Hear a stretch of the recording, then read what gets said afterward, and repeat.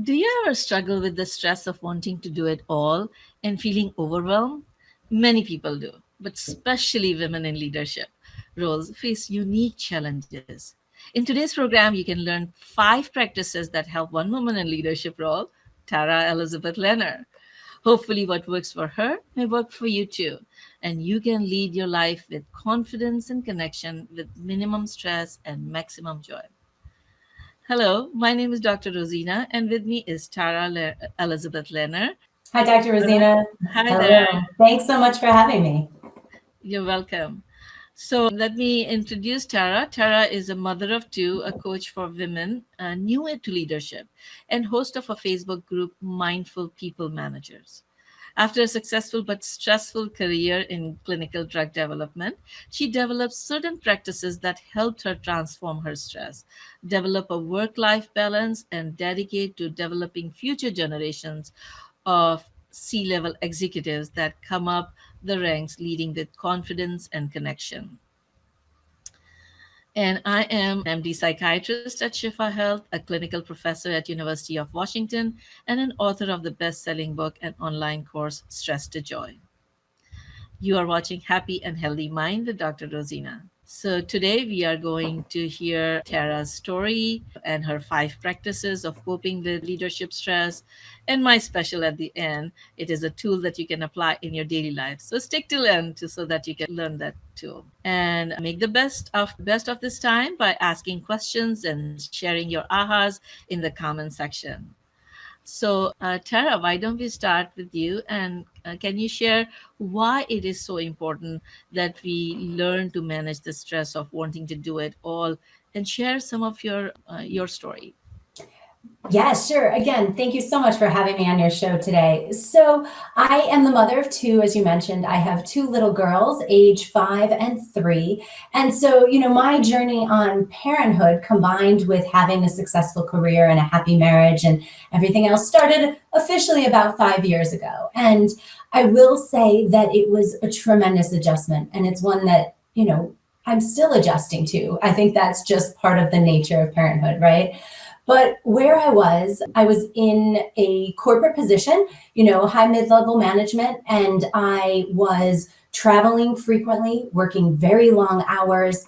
I had now a newborn, and then 18 months later, another newborn, and I was really struggling. Things that had been held together before because I had not yet been a parent, such as dinners every night, on the table, that completely went by the wayside. Laundry was piling up. My expectation and my ideas of what life would look like were not happening, right? And I was not the person that I wanted to be.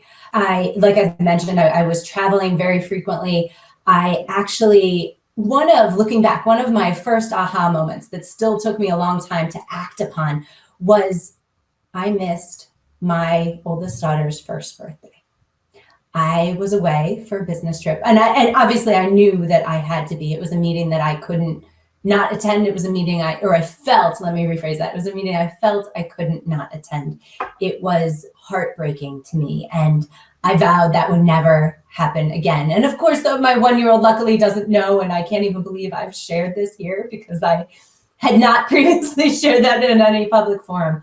But, that was probably the first huge sign for me that things were not in the balance that I wanted. Now, I will say I'm stubborn, and I kept thinking I could do it all, right? So Don't although aren't we all to some degree? totally, yeah, excuse me. Yeah. So I kept banging my head against that wall until I finally came to a realization that the problem wasn't with me that I couldn't do it all. The problem was with the idea that anyone could do it all. And I think that, we, especially women, and this does apply to men too, but I see it more with the women that I coach. We feel a responsibility to own it all. We feel a responsibility to do everything. I went through phases, with my husband, who is incredibly supportive, incredibly a partner, where I would just get angry because he didn't see what needed to get done. So I might as well just do it myself, right? I mean, I don't want to be too controversial here, but has anyone else ever felt that or wondered how a person can walk by a pile of laundry and not think to throw it in the laundry machine. Yeah. I never realized it, but I could relate to it. Yeah. So I think that women more often than not feel this need to do it all. And it's an unrealistic need. You can't do it all. You can have it all when you identify what it all is, but you can't do it all. So I reached a breaking point, right? I was constantly in meetings, at 10 p.m. with my team in China. I was getting up at 4 to meet with my team in the EU. And I felt because I was making dinner and having dinner on the table around dinner time, I was succeeding, right? I was there with my family for that. But the fact of the matter is my health was suffering. I fortunately did not have a major health crisis, although I know with certainty that if I had continued down that path, I would have, right? I was constantly stressed. My jaw would lock anytime I'd go to open my mouth to try and eat. It would click. With the tension. I seriously had TMJ. Yep. And I wasn't enjoying life, right? I wasn't a happy person. I wasn't who I knew I could be any longer. And I wasn't showing my kids, my girls, that women can be successful, can have careers, and can be happy. And of course, my marriage was not in as good a place as it has been since. It was just everything was falling apart. And so after my second child was born, I did a series of back-to-back overnight flights. Like I live on the West Coast. I had a client on the East Coast where there was a significant problem. It was a huge book of business for my corporation. I would fly out Sunday night on the red eye to have a Monday morning meeting, and then I'd fly back Monday to be home. And that is not balance. That is not my idea of success. And yes, I was getting it done and I was minimizing my time away from my family, but I was miserable. So when I was with my family, I wasn't who I wanted to be. And as a manager of a large team of people, I wasn't showing up at work the way I wanted to be because I was so spent. So it just all came to a head and something needed to change or I was going to break. So it was affecting your health, it was affecting your family, it was affecting your work, everything was affected. So what differences did you notice after you made these changes? Yeah. So everything is interconnected, right? And we have to remember that. I will say, going back to my awareness of the situation when my oldest turned a year, it took a while to make the changes to where I even feel confident talking with you today about this. So the first thing that I will say is that it doesn't happen overnight. There is no major change that happens. It's a series of little changes. Now I can happily tell you that I am running an organization where I feel in control and I'm empowering the people that work with me to be in control of their personal and professional lives. I also have the balance in my home. I'm here with my family as I want to be, but I've also let go of some stuff that I had felt were my responsibility that weren't necessarily my responsibility, right? The 40 hours of work or 40 hours a week, work week, combined with like having dinner on the table every night and beautifully bathed children every night, that is a relic of post-World War II. And we need to talk more about the fact that that's really not feasible for every family. That's so true. So can you share some of those routines or tools that you utilize to make this change from where you were to where you are? Yeah, of course. And so I'd like to start by saying, again, it's little things, right? There's not going to be any huge monumental shift. You're not going to go away on a retreat for 6 months in silence, as a mother of 2 young children and find yourself again. It's making the little changes and figuring out what works for you. So the very first thing I would advise everybody, and I coach my clients on, is having a morning mindfulness practice. Taking time at the beginning of the day for some self-care, whatever that is and whatever that means for you, right? Whatever fills your cup. Now, I find a lot of resistance, and I'm naturally a morning person, so this did come a bit easier for me, although I will say there are those dark winter mornings where 5 a.m. comes way too soon, right? So I carve out the 5 to 6 a.m. hour because that is a time when my family should not yet be up. Occasionally somebody gets up, but more often than not, I get at least an hour, sometimes 45 minutes, right?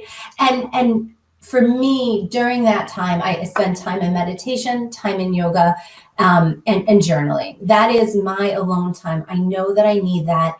It sets the stage for the rest of the day. If I wait and try and carve out time later in the day, life gets messy and it doesn't happen regularly.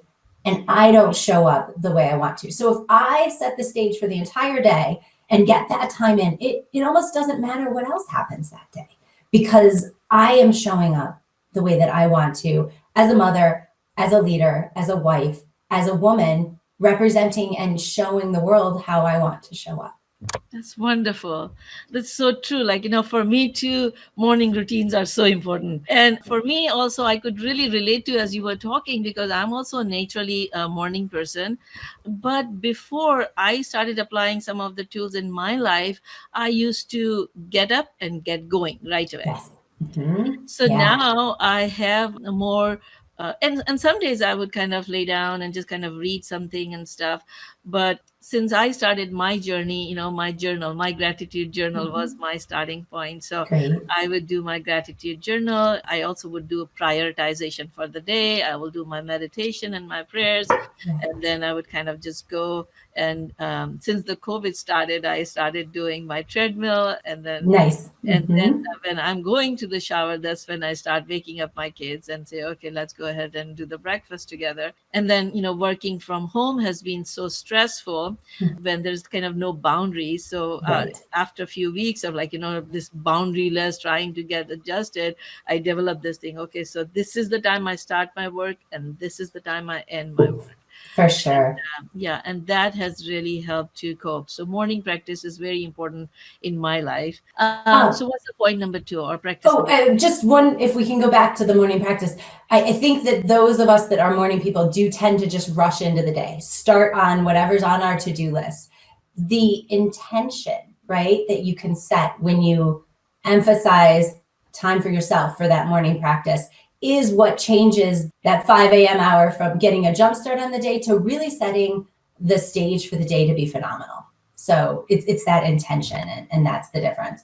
And for those that are evening people, I do just want to say that you can train yourself, and it doesn't have to be 5 a.m. Maybe your morning practice starts at 7. And if that works for you and you can do it then that's fabulous.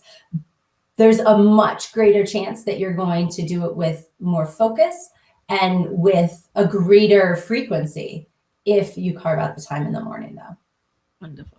So share us your second routine. So my second thing that I did, and I kind of continuously do, is I call my to-do list, right? What is on my to-do list that I haven't necessarily put on there, but that society has, that doesn't have value to me? And I keep going back to the dinner thing, because this was something that come 5 p.m. every day was just this huge source of stress and anxiety. The fact of the matter is, I don't have time to cook dinner. My husband doesn't have time to cook dinner. We live in a fairly remote place where we don't have a lot of restaurants that we can order takeout from. So you know what? The fact of the matter is, a lot of times dinner's salad and cheese and crackers. And that's okay. It's important to me that my family have healthy food, but that doesn't mean that I need to spend an hour prepping. Now, on the flip side, now that my girls are getting a little bit older, we will, when we have a little bit more time, sit and cook a family meal together. And that's wonderful. So we probably do that about 2 to 3 times a week. But if I'm planning to do that, and then for some reason things get, things carry away in the workday, or something else has come up, I let it go, and I'm okay serving a salad and cheese and crackers.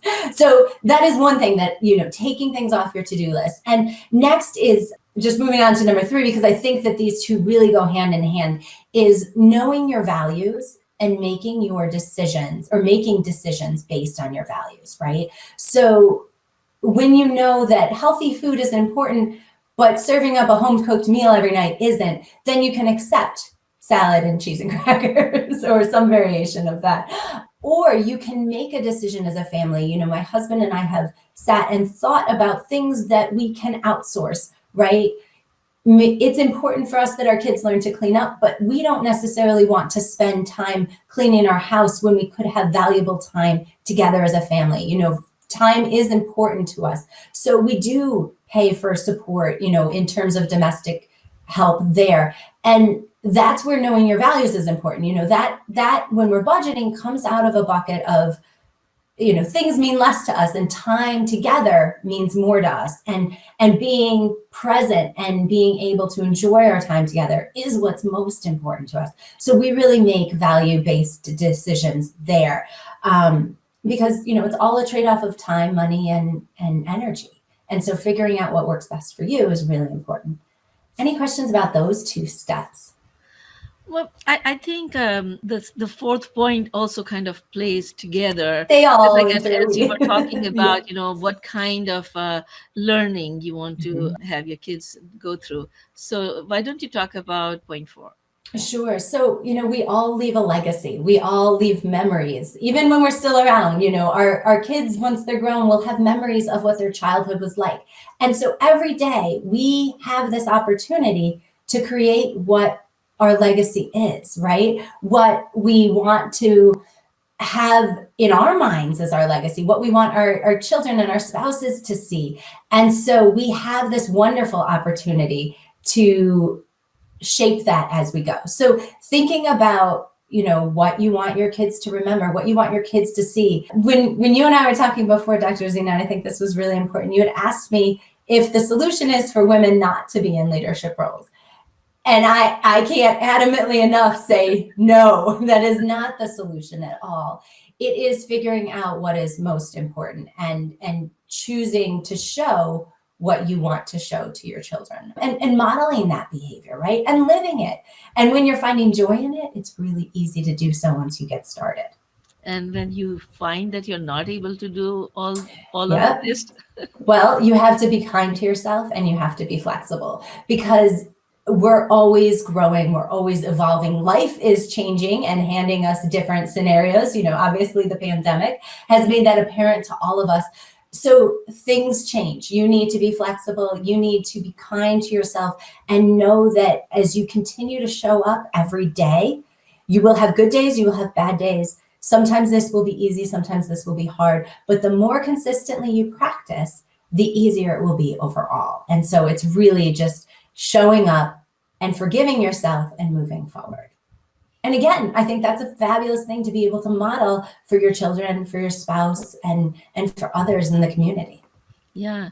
And like this being flexible is so important because, when things are rigid, they break faster. That's so true. Flexible, then Hmm. they are resilient. Yes, And so that applies in life too. it does. So, It so, does. So many aspects of life.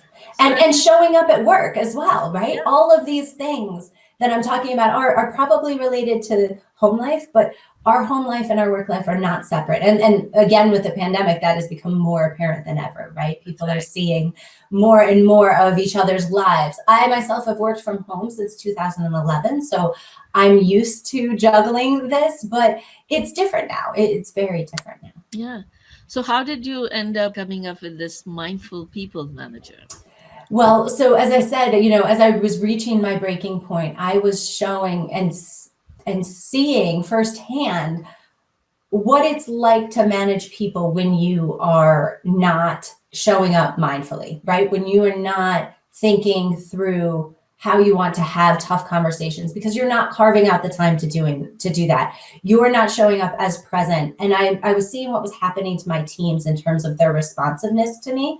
And I was reflecting a lot on leaders that I had had in the past, those that were phenomenal and those that were less than phenomenal.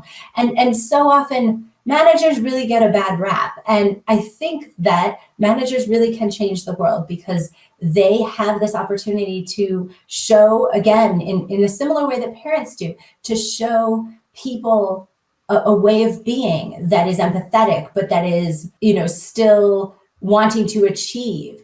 And I really felt that I had a message to share and that I could help other managers out there. And so that's what I'm doing now. And it's just a phenomenal journey. Wonderful. And so if people want to join, we'll put the link in the Yeah, comment great. section. Thank you. And would you like to share some tips or tools that you share in these groups? Sure, sure. So one thing that we have to do a lot as managers is provide feedback. And it's something that can create a lot of anxiety, both for a manager and for a person receiving feedback.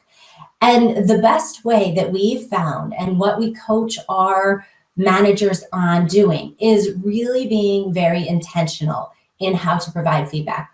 Words matter. Having this scripted, having it well thought out so that it's not reactionary, but rather it is building upon one's strengths and helping them to see an opportunity for improvement in an environment that feels safe is critical to giving feedback. And giving feedback is really critical to being a great manager. It's critical for how you help your team grow and move forward. So this that Dr. Rozina is showing right now are a series of journal prompts, and we can provide this PDF to you if anybody's interested.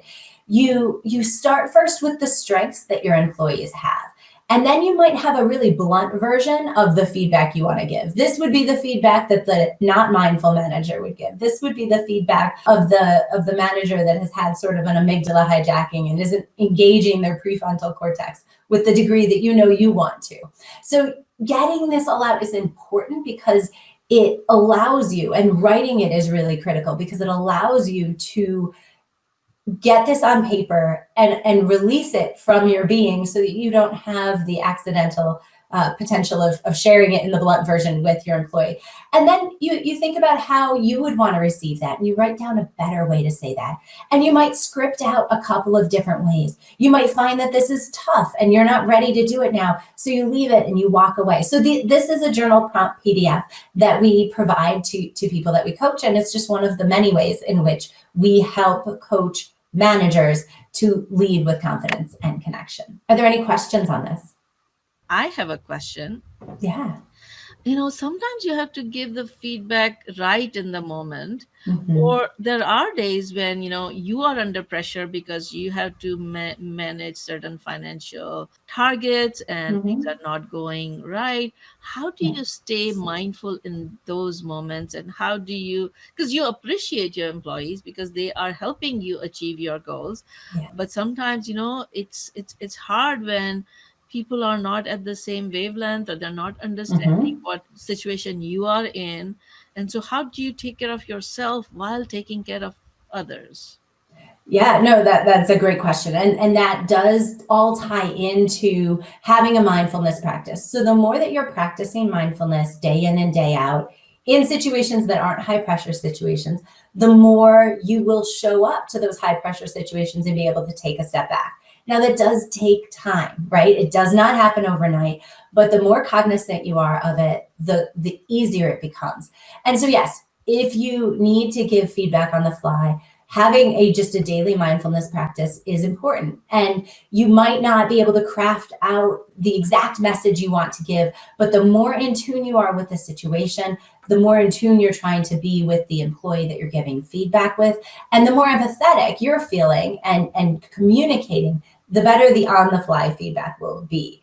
And then there are other times where we just mess it up. Still, no matter how many years we've been meditating, no matter how many years we've been journaling, we are human and we will still mess it up. And so that's where that final advice of being flexible and being kind to yourself, forgiving yourself, and of course apologizing, right, to your employee. If you have hurt your employee, apologize, or your team member. Say, you know what, I'm really sorry about the way that I gave that feedback. I know it hurt you, and I'd like to try again. Or, some variation of that. Don't hesitate to be humble about this. That's another thing that we want to model, right? We want our employees or our team members to know that when they mess up, that's human, right? It's going to happen. And we would like them to exhibit that same behavior of apologizing and trying again. I think that's such a great advice. I think it's going to help me too. And so this is very helpful, and please share, audience who's listening, please share if what you're hearing could help you. Do you feel like you can relate to and you can apply some of these tools in your life? And before we go into the special, just want to remind that you can get The resources shared in this program, the guide to giving feedback by texting joyful to the number 38470, and we'll share the resource page with all the links from the different programs that we share. And then these programs that we are doing, our purpose is to bring health and happiness to more than 1 million people. So when you share and when you give the comments, you are participating in that mission of bringing health and happiness. So please join the mission. Our next session is on preventing mental health crisis by identifying early signs, and we are going to talk about mental health first aid. That would be on August 8th. So Tara, there's one comment that is coming that, let me share this comment. I think this is important, that have ground that many women also may over volunteer in needed services, become micromanager, and try to be infallible. And that's so true. I see that all the time. What are your thoughts about it? Yeah, it's definitely true. I think we see it all the time. We probably feel it all the time. And this goes to my interpretation of what I feel is what society or what we grow up thinking we need to do. And that's where knowing your values and making decisions based on your values are really critical. So when I'm thinking about and obviously the pandemic has thrown this all off, but normally what I want to do outside of my scope now, what I want to volunteer, when I want my family to be places, we have to really think about what that means, to our families and to our values. And so being able to know what your values are and make decisions based on them helps people, I think, to say no, because it is really important to say no, to protect the time that you have. We all have the same number of hours in a day, and some of us use it differently than others. But you can use that for the greater good as well, right?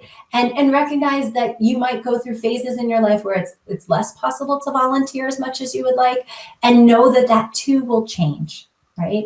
Everybody has different phases in their life, and parenthood is just a series of many, many different phases. Wonderful. Thank you. What do you think about that and about Yeah, overcommitting I am very, and women doing yes, it? yes. No, I really believe service is a very high value system for me. And so I struggle with that. I go through that. I see that going on all the time. And so just knowing that, saying, where would you be most beneficial? That has helped me. That's a So great question to if ask. I am sick, I'm not Mhm. beneficial. Mhm. If my family is suffering, then I cannot be at peace and be beneficial. Yeah, So, what can I do to be beneficial, most beneficial on a long term basis? And that helps me I love decide.